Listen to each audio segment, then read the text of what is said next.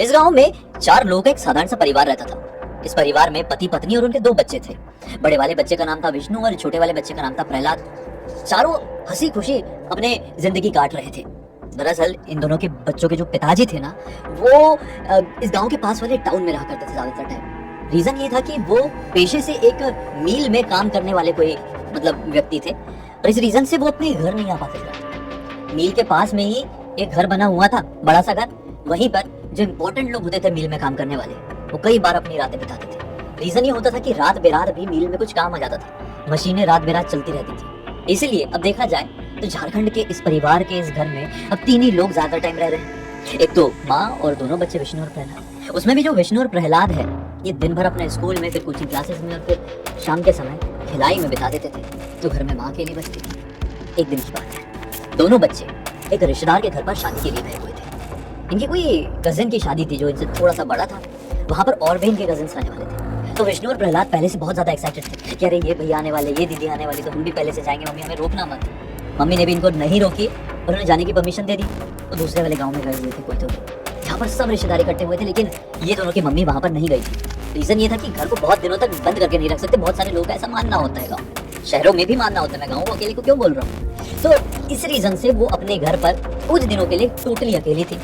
कुछ दिनों बाद वो भी शादी अटेंड करने के लिए उधर जाने वाली थी, जहाँ पर इनके बच्चे ऑलरेडी पहुंच चुके थे। एक दिन की बात है, ये ना रात में खाना वाना अपना बढ़िया से खाई है। और जो घरेलू औरतें होती है ना, उनकी एक आदत होती है कि रात का खाना खा लेगी और जो भी जूठे बर्तन रहेंगे वो फटाफट धो देंगी और फिर बर्तन सुखा कर सजा कर सोने के लिए जाएंगे। तो ऐसे इनका भी खाना हुआ, अपने घर के पीछे वाले आंगन में गई। अब गाँव के आंगन को इमेजिन कर सकते हैं कैसे दिखते हैं। जो लोग गाँव में रहते हैं वो अच्छे समझ पाए। वो अपने घर के पीछे वाले आंगन में गई है। आज थोड़े बर्तन ज्यादा हो गए थे, दिन में कुछ मेहमान आ गए थे, इस चक्कर में उनके लिए खीर बन गई थी, तो थोड़े से ज्यादा बर्तन थे खुद के भी, तो धो रही है। अब आंगन में अंधेरा, छोटा गांव है, आंगन पीछे वाले हिस्से में है। घर के पीछे वाले हिस्से में आंगन के बाद पूरा खेत लगा हुआ है। अब खेत में कोई स्ट्रीट लाइट तो रहेगी नहीं, तो हाँ भाई पूरा तरीके से अंधेरा था। तो एक लालटेन अक्सर ही अपने आंगन में लटका कर रखती थी। तो लालटेन जल रहा है और ये अपना बर्तन धो रही है। आधे बर्तन धो के हुए होंगे कि अचानक से एक बूढ़ा आदमी, लगभग 90 साल के आसपास की उम्र का, लाठी देखते देखते एक हाथ में लालटेन पकड़ा इनके आंगन में कहीं से आया। इनके आंगन के पीछे तो खेती लगा हुआ है ना, लंबा वाला, तो नहीं मालूम कि वो किस तरफ से आया, लेकिन हाँ खेत तरफ से ही आया हुआ है। इनके सामने आए, ये बर्तन धो रही है, इनके सामने आके रुका, इन्हें ऐसा घूर के देखा और फिर अपनी धोती खोला और हल्का होने के लिए बैठ गया। तो ये देखी और इनको थोड़ा गुस्सा आ गया। बोलिए क्या बदतमीजी अंकल, ये क्या कर रहे हो? देख नहीं रहे हो मैं यहाँ पर बर्तन धो रही हूँ? किसी औरत के सामने ये सब करते हुए शर्म नहीं आती है?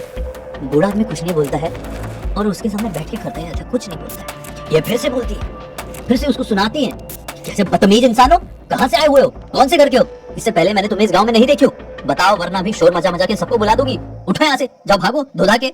लेकिन वो आदमी कोई रिस्पॉन्स नहीं कर रहा है, अपना काम करने में लगा हुआ है। अब ये गुस्से में खड़ी हुई, बर्तन वर्तन छोड़ के और खड़े होकर 4-5 खरी खोटी गाली सुना दी। बोली ठहर जा बुढ़िया, भी डंडा लाके तुझे पीटती हूँ, तुझे सब समझ में आएगा।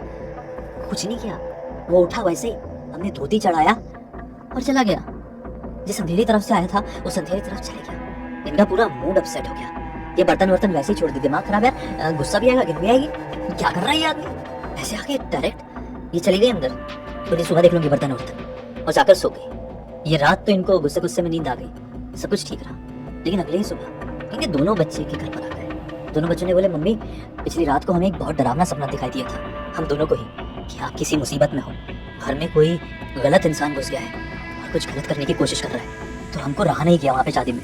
अब हम आपके साथ में ही रहेंगे, जब आप वहाँ पर जाने के लिए तैयार होगी तभी हम चलेंगे, हम आपको अकेले नहीं छोड़ रहे। मम्मी ने बोली नहीं सब कुछ ठीक है, ऐसा कुछ भी प्रॉब्लम नहीं हुआ यार, तुम्हारी गलत फहमी है। मम्मी ने मनी मन सोची कि बताओ यार, मेरे बच्चों को सपने में कुछ दिखाई दे दिया, अजीबो गरीब चीज पिछली रात को तो हुई थी, वो बुढ़ा आदमी कैसे आंगन में आकर डायरेक्टली हल्का हो गया था। खैर छोड़ो, ऐसे कुछ सर्किट गाँव में घूमते रहते हैं यार, तो बच्चों को क्या बताऊँ मैं, बिना मतलब की टेंशन लेंगे, रिश्तेदारों को पता चलेगा, सारे रिश्तेदार एक जगह पर इकट्ठे हैं, दुनिया भर की बातें बनाएंगे, तरह तरह के लोग। चलो कोई बात नहीं, इस चीज को बुला देते, इग्नोर मारते हैं। लेकिन उसी रात को इसकी मम्मी बच्चों को सुला बुला के खाना वाना देकर, इनके घर में ना 2 बेडरूम थे, एक हॉल था, एक किचन था, 2 BHK का घर था। तो ये इनकी मम्मी इन बच्चों को खाना वाना खिलाई, उनकी बेडरूम में बढ़िया सुला दी है। पिताजी तो वहीं पे मील के पास वाले घर में रुके हुए हैं, उनका काम चल रहा है, नॉन स्टॉप काम चल रहा था, ये उनका बहुत हैवी काम आया हुआ था। तो इन बच्चों को सुला बुला के ये अपने कमरे में सोने जाने के लिए बढ़ी। जैसे ही अपने कमरे का दरवाजा खोली तो क्या देखती है कि बिस्तर के ऊपर वही बूढ़ा आदमी बैठा हुआ है और और घूर घूर कर उन्हें देख रहा है और बहुत ही कंफर्टेबल पोजीशन में बैठा हुआ है। उसे देखकर एकदम वो हो गई, गुस्सा हो गई, चिल्लाने लगी, तुम तुम्हारी समझ में नहीं आ रहा, तुम मेरे बिस्तर में डायरेक्टली आकर कैसे बैठ गए? अभी रुको, अपने बच्चों को बुलाती हूँ, तुम्हें सबक सिखाकर रख देंगे, बुड्ढे गई। वो इनके पास आया, वियर्ड सी स्माइल दिया। ये समझ लो ये आंटी जी खड़ी हुई है, उनके इतने मुंह के पास आया, वियर्ड सी स्माइल दिया और स्माइल देके क्या बोलता है, पहचानी नहीं मुझे? कल रात में भी तो आया था तेरे सामने आंगन में, देखा था ना क्या किया था मैंने। ऐसा बोल के बहुत गंदी तरीके से हंसने लगा। ये थोड़ा डर गई क्योंकि इस तरीके से उसने बोला है कि कुछ गलत करना तो नहीं चाह रहा है, कौन इंसान है। ये पलट कर भागी और जोर जोर से अपना दरवाजा पीटने लगी। दरवाजा इन्होंने बंद कर दी थी अपना कमरे का, बंद करने के बाद उसको नोटिस कर पाई थी। दरवाजा पीटने लगी, बच्चों जल्दी आओ, खोलो दरवाजा, खुल नहीं रहा है। बुड्ढा इनके एकदम पास में आता है और कान में आके क्या बोलता है, कोई जरूरत नहीं है इतनी मेहनत करने की, नहीं खुलेगा ये दरवाजा, नहीं तेरी आवाज बाहर जाएगी जब तक मैं नहीं चाहता। ये बहुत जोर से डर गई, उसने बहुत जोर से इसको धक्का दिया। ये अपने आप को संभाल के तो उस बेडरूम के दूसरे कोने में चली गई। उससे कहने लगी कि क्या चाहते हो तुम, तो मेरे पीछे क्यों आए हो? ये बोलता है ज्यादा कुछ नहीं चाहता, सिर्फ तेरे साथ कुछ अच्छा समय बिताना चाहता हूँ, तुम मुझे बहुत अच्छी लगी, बोल थोड़ा समय बिताएगी मेरे साथ। इनको बहुत अजीब सा धक से लगता है। ये बोलती है क्या बात कर रहे हो तुम, ऐसे कैसे बोल सकते हो, अपनी उम्र का तो लिहाज करो। ये बोलते उम्र का लिहाज, अभी तुझे बताता हूँ मेरी उम्र कैसी है और मैं कैसे दिखता हूँ।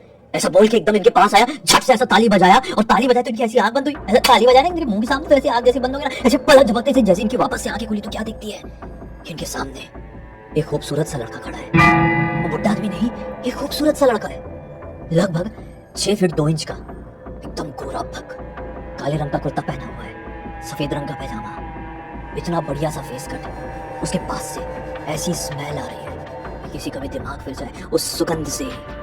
उसे सिर्फ देखते ही रह गई, ये कैसे हो सकता है? अभी तो एक बूढ़ा आदमी झुलसे हुए शरीर का मेरे सामने खड़ा था, उल्टी सीधी हरकतें कर रहा था। ये हट्टा कट्टा नौजवान कैसे आ गया? वो एकदम इनके नजदीक आया, लेकिन पता नहीं इनको क्या हुआ, घबराहट हुई या जो भी कह लो, ये बेहोश हो गए। इनको कुछ नहीं मालूम कि इनके साथ क्या हुआ, कुछ हुआ भी या नहीं। वो नौजवान, वो जो कोई भी था, वो इनके सामने ही खड़ा था कि क्या मालूम क्या हुआ। सीधे सुबह इनकी आंख खुलती है, ये देखती है कि मैं अपने ही कमरे में अपने बेड में पड़ी हुई हूँ। ये तुरंत उठी और दरवाजा खोलने की कोशिश करी, दरवाजा एक बार में ही खुल गया। बाहर निकली तो देखी अपने कमरे में बच्चे आराम से सो रहे हैं। तो लगा मैं बच्चों को बताऊं या नहीं बताऊं, मेरे को समझ में नहीं आ रहा है मेरे साथ क्या हुआ पिछली रात, मेरा दिमाग सही जगह पे है भी या नहीं, मुझे कोई अजीब लेवल का वहम तो नहीं हो रहा है, वहम होगा कोई सपना, कोई डर मेरे पीछे पड़ा हुआ है, जाने देती हूँ, किसी को कुछ नहीं बोलूंगी। ऐसा बोल के पूरा दिन इन्होंने वहीं पर काट दिया। रात आई, रात में फिर से ये बच्चों को खाना वाना खिलाकर अपने कमरे में गई, सोने के लिए डरते डराते कहीं फिर से कोई दिख ना जाए, लेकिन किस्मत से कोई नहीं दिखा। ये बोले शुक्र है भगवान तेरा। ऐसा बोल के चादर उड़ के सोई ही है कि इनको ऐसा महसूस हो, पूरा सर तक चादर उड़ी, इनको ऐसा महसूस हुआ इनके यहाँ पे कोई जगह वापस से। ये डर गई और तुरंत अपना चादर हटाई। क्या देखती है सामने तो एक खतरनाक सा डरावना दिखने, ये नौना दिखने वाला कोई तो भी भूत जैसा खड़ा हुआ है। ये बिल्कुल वैसे ही कपड़े पहना हुआ है जैसे पिछली रात को उस नौजवान ने पहना था। जो बूढ़ा पहले था और फिर नौजवान बन गया था, बिल्कुल वैसे ही कपड़े पहना हुआ है, काला कुर्ता सफेद पैजामा, उसके बाल भी बिल्कुल उसी प्रकार के हैं, लेकिन थोड़े लंबे। लेकिन उसका चेहरा किसी राम से ब्रदर्स की भूतिया फिल्मों के भूत जैसा दिखाई दे रहा था। उसके दांत लंबे लंबे से निकले हुए थे और इन्हें कुछ इस प्रकार से देख रहा था वो, जैसे कि हमें लंबे लंबे दांतों से कच्चा चबा जाएगा। ये फिर से उसे देखकर डर के मारे चिल्लाई। उसने फिर से अपनी उसी भारी और डरावनी आवाज में कहा कि कोई जरूरत नहीं है ऐसे चीखने चिल्लाने की, कल बताया था ना, जब तक मैं नहीं चाहता तेरी आवाज इस कमरे से बाहर नहीं जाएगी। और ऐसा बोल के वो एकदम इनके नजदीक आया और फिर डर के मारे फिर इनको झटका सा यहाँ पर लगता, डर नहीं डरा, कोई भी डर सकता इस सिचुएशन में। ये बहुत जोर से डरी और फिर से बेहोश हो गई। इनको नहीं मालूम इस रात भी इनके साथ क्या हुआ। ये रात भी चली गई, फिर अगला दिन निकला, फिर रात आई। अब ठीक 2 दिन बाद इनको शादी में जाना था और इस रात को भी वैसे ही कुछ हुआ। अब फिर पूरी रात ये मतलब कुछ इस प्रकार से हेडेक में सोई है, मतलब एक अलग ही ट्रांस में रही कि कुछ समझ में नहीं आया कि इनके साथ क्या हो रहा है इस रात को भी। लेकिन हाँ, इतना फील हो पा रहा है कि मेरा बहुत सिर दुख रहा है, मैं अलग से अंधकार में हूँ और मैं आँख खोलने की कोशिश कर रही हूँ लेकिन मेरी आँख खुल ही नहीं पा रही है। अगला दिन निकला तो बहुत ज्यादा टेंशन में थी। इनके बच्चों ने इनसे पूछे मम्मी क्या हो गया है, हमें शादी में जाना है परसों कल, आप इतनी क्यों मुरझाई हुई दिख रही हो। इन्होंने बोल दी कि नहीं बेटा, मैं तुम्हारे कुछ शेयर नहीं कर सकती, मुझे अपनी बहन से बात करना है, उसको फ़ोन मिला कर दो। तो विष्णु घबरा गया। विष्णु ने अपनी मौसी को फ़ोन किया और मम्मी को पकड़ा दिया। मम्मी ने बोली कि तुम दोनों बाहर जाओ, अपनी बहन से कुछ बात करना चाहती हो। फ़ोन में सारी बात बताई और विष्णु ने भी बाहर से थोड़ा कान लगाकर सुना कि मम्मी परेशानी में है यार, इस तरीके से घबराई घबराई कभी पहले बोली नहीं है कि मौसी से बात करनी है फोन लगा कर दो, वरना खुद ही अपना मोबाइल उठाती है फोन लगा लेती है। सुनना पड़ेगा, तो कुछ गलत नहीं है, माँ की चिंता है इसलिए सुन रहा है। सुना, उसे सुनाई दिया कि मम्मी वो सब कुछ बता रही है जो मम्मी फेस कर रही थी, जो मैंने अभी आपको बताया। विष्णु ने सब सुन लिया। मौसी ने बोली चिंता मत करो, मैं शाम तक पहुंचती हूँ। मौसी जी शाम को घर पर आती है, बिल्कुल वो भी उतनी ही ज्यादा चिंता में जितनी ज्यादा मम्मी चिंता में है इनके। और बिल्कुल भी विष्णु और प्रहलाद दिखाते नहीं है कि हमको कुछ समझ में आ गया, फिर हमको कुछ पता चल गया है। दोनों बिल्कुल शांत हैं और दोनों भी काफी ज्यादा डरे हुए हैं कि मम्मी के साथ ये सब कुछ क्या हो रहा है, क्योंकि मम्मी कोई बच्ची नहीं है यार कि ऐसी बनावटी बातें करेगी और ऐसा बिहेव करेगी बिना मतलब के। मौसी जी डायरेक्टली इनकी मम्मी को कहीं लेकर जाती है तांत्रिक बाबा के पास।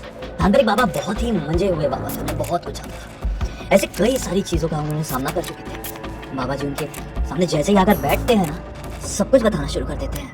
हाथ बंद करते हैं और कुछ मन पढ़ते हैं और उन्हें जैसे कि मानो सब पूरे विजुअल्स दिख रहे हैं। वो बताते हैं कि दरअसल जो तुम लोगों का खेत है पीछे तरफ, उससे बिल्कुल आगे एक पेड़ दिखाई देता है। वहां पर बाजू वाले गांव से एक ऐसे अविवाहित लड़के को लाकर दफन किया गया था, जो कि बहुत ही ज्यादा प्यासा था।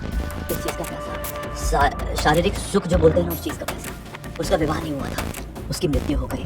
और जब कभी भी ये बाहर निकलती थी, चाहे बर्तन धोने के लिए, कपड़े सुखाने के लिए, किसी भी काम के लिए, उसकी आत्मा, उस लड़के की आत्मा उस पेड़ के नीचे से इन्हें देख रही होती थी। वो फिर कुछ समय बाद प्रेत योनि में चला गया, क्योंकि वो तृप्त था। और जब कोई भी व्यक्ति एक आत्मा में तब्दील होता है, मतलब उसकी मृत्यु हो जाती है और वो आत्मा के रूप में भटकने लगता है और वो अतृप्त रहता है, तो वो प्रेत योनि में चले जाता है। तो वो प्रेत बन गया। उसने रूप बदलकर एक बूढ़े के तरीके से इनके सामने आया और ये बात करने की कोशिश किया। उस बूढ़े को, मतलब उस आत्मा को, उस बदले हुए रूप को, इनकी बातें, इनकी आवाज़ बहुत अच्छी लगी। फिर वो इनके घर पर पहुंच गया। उनके साथ हर रात बुरी बुरी हरकतें करने लगा, बुरी बुरी हरकतें। लेकिन चिंता मत करो, मैं इनके शरीर को बांध दे रहा हूँ एक अच्छी सकारात्मक ऊर्जा से। अब वो उसके पास नहीं आ पाएगा, जरूर इधर उधर रहेगा, लेकिन इनके शरीर को छू नहीं सकेगा, ना ही इन्हें दिखाई देगा, ना ही इन्हें सुनाई देगा। एक अंगूठी बाबा जी ने मंत्र पढ़कर इन्हें पहना दी। बोले कि इस अंगूठी को कभी उतारने मत, उतारती तो तकलीफ हो जाएगी बहुत बड़ी। इनके आसपास तो वो रहेगा ही, तुरंत इनसे कांटेक्ट में जाएगा, इनके शरीर के कांटेक्ट में, तो कुछ नहीं कर पाएंगे, क्योंकि उस समय वो गुस्से में रहेगा। बस विष्णु की मम्मी जी ने अंगूठी पहनी और तब से उस रात से मतलब उनको वो एंटिटी, वो प्रेत, वो पिशाच, जो कुछ भी था भाई, वो दिखाई देना बंद हो गया, सुनाई देना बंद हो गया। उनका जीवन अच्छे से कट गया। तब से लेकर आज तक वो अंगूठी पहन रही है, बिल्कुल नहीं उतारी, किसी कंडीशन में नहीं उतारी है, और अब डरी डरी से रहती है। मतलब किसी अकेले आंगन में इतनी रात गए नहीं जाती है, रात में बर्तन नहीं धोती है, अगले दिन उठकर धोती है। इस पूरी घटना की कहानी विष्णु ने एक दिन अपने दोस्तों के साथ बैठा हुआ था, तो सब सर्कल में सभी को बताया, और उनमें से एक विवेक था जिसने ये कहानी हमें इंस्टाग्राम पर लिख कर भेजा। बोला अक्सर पूरी दुनिया को बताइए, इस कहानी से एक बहुत अच्छी सीख भी मिलेगी। सीखिए कि कोई भी महिला अगर इस तरह की परेशानी का सामना करने लगे अचानक से अपने आप, तो उसे बात करना चाहिए किसी से। बात करने से हल निकलेगी, नहीं तो बहुत सारी औरतें, लड़कियां ऐसी चीज़ों का सामना करती हैं जो कि पैरानॉर्मल वर्ल्ड से जुड़ी हुई है, और इस रूप से, मतलब जैसे मैंने आपको कहानी बताया उसी रूप से जुड़ी हुई है, लेकिन किसी से भी बात करने से हिचकिचाती है, डरती है, सोचती है कि हमें ही ब्लेम किया जाएगा। नहीं, आप बात करो, सॉल्यूशन मिलेगा, जैसे इस केस में विष्णु की मम्मी को मिला। बस इसी एक नोट के साथ इस कहानी का अंत करते हैं।